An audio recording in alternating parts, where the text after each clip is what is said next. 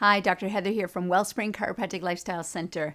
Today I want to share with you things that we do here in the office that help people be strong and robust. And I want to start by sharing a study with you that I think is going to open your eyes.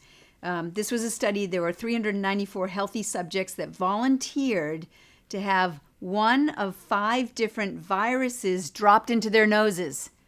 Okay, so obviously that would not be a popular study these days, but this was done a few years ago. And one of the viruses that was being tested was a coronavirus, not COVID-19, but a coronavirus nonetheless. So before the drops were put into the subjects, each of the subjects were assessed for psychological stress.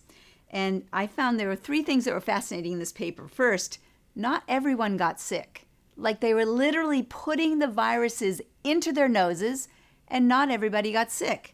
So even that just tells you about how robust the immune system is, and that exposure doesn't mean that you definitely are going to get something, right? The more stress that the person had in their life, the more likely they were to get sick. The more stress, more sickness. And the third thing was that psychological stress was a better predictor of sickness than any other lifestyle factor, including smoking, alcohol consumption, exercise, diet, and quality of sleep. So the reason I bring this up is because when you have misalignments in your spine that put pressure on the nervous system, it literally sends a signaling to the brain that puts the brain into a stress response. When you have a misalignment, that joint gets strapped down and it stops moving properly, and the brain likes to have signals going to it that says everything's moving properly down there. But when a segment gets misaligned and it gets strapped down and stops moving, that signal of loss of movement puts the brain into a stress response. And if the brain is in a stress response, the body is in a stress response.